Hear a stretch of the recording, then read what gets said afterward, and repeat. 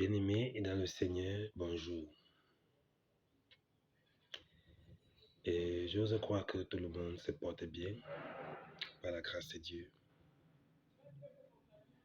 Et vraiment,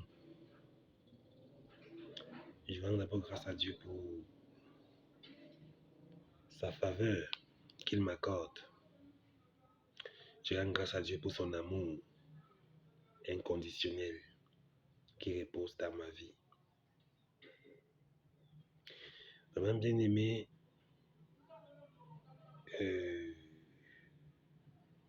c'est vrai que je me suis levé ce matin, j'ai reçu une parole qui m'a beaucoup édifié. Et j'ai jugé bon qu'il faut que je partage avec mes frères dans le Seigneur. Parce que je crois que ces paroles peuvent aider une personne d'une façon ou d'une autre. Vous savez, nous vivons dans un monde perdu, si je peux dire comme ça. Nous vivons dans un monde perdu. Et nous constatons que plusieurs personnes ont décidé d'emprunter le chemin de l'erreur, de se fier à la civilisation de ce monde. Plusieurs personnes ont abandonné les éthiques constructives qui pouvaient peut-être nous bâtir et nous amener dans un niveau de standard raisonnable. Mais plutôt, se sont détournés de ces éthiques pour se fier au péché. Ils ont décidé d'utiliser leur corps comme source de revenus et de se glorifier dans leur péché, dans leur honte. Bien-aimés, mais si nous avons la parole de Dieu, pour nous, je crois que c'est une possibilité que Dieu nous donne pour discerner sa pensée et afin de connaître comment vivre. J'aimerais que nous regardions une parole. Cette parole qui m'a édifié ce matin. Il était question de la vie de l'homme riche et Lazare. La vie de l'homme riche et Lazare. Oui, bien aimé, c'est une histoire que Jésus-Christ a racontée, faisant comprendre qu'il était une fois un homme riche qui vit dans l'abondance et un homme pauvre qui s'appelle Lazare était aussi là. Et Lazare désirait manger des miettes qui tombaient de la table de l'homme riche. Et au fil du temps, ça arrivait que l'homme riche est mort, ainsi que Lazare.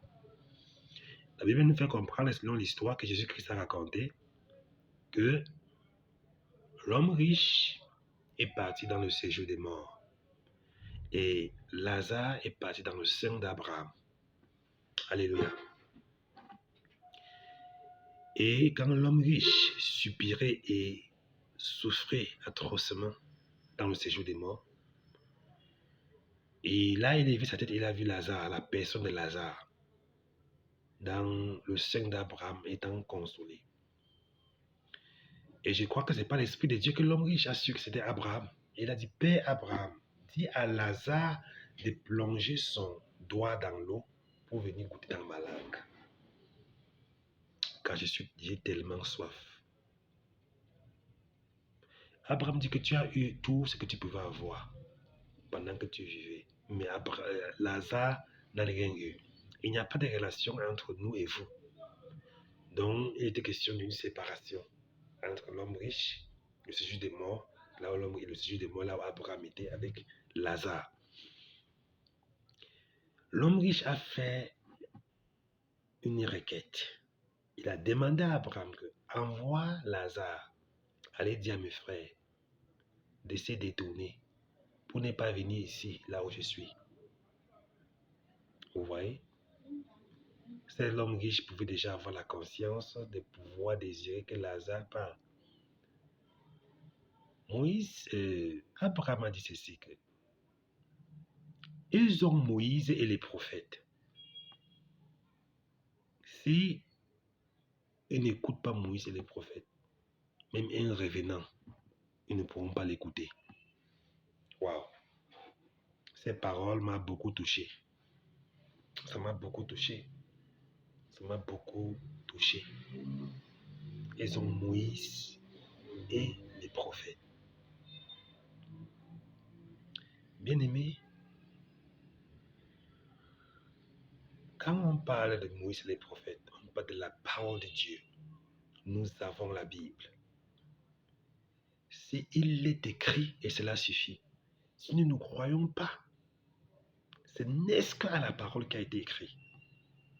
Même un revenant ne pourra jamais nous convertir. C'est impossible. C'est pourquoi si c'est que nous avons Moïse. Moïse, c'est l'Ancien Testament. Nous avons les prophètes. Donc, nous parlons de la parole de Dieu. La parole de Dieu. Nous avons la parole de Dieu. C'est pourquoi nous sommes appelés à croire au témoignage que la Bible nous donne. Parce que quand nous croyons à ce témoignage que la Bible nous donne, c'est là-bas que la délivrance commence. Bien-aimé, je prie que chaque bien-aimé, chaque personne qui m'écoute, se procure une Bible pour enfin la lire, et s'efforcer à la comprendre, pour discerner la pensée de Dieu, ce que Dieu attend de lui. La Bible suffit. Il n'y aura pas une autre magie quelconque qui va sortir quelque part pour nous parler des avènements, pour nous parler des choses spirituelles. Ce n'est la Bible. Donc je vous exhorte, mes frères et mes sœurs, ceux qui m'écoutent, les bien-aimés, les bien-heureux, les hommes et les frères,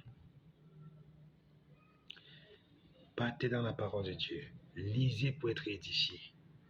Et je crois avec certitude que le même Dieu qui nous enseigne et qui nous convainc du péché par le Saint-Esprit va aussi vous enseigner et vous convaincre du péché par le Saint-Esprit.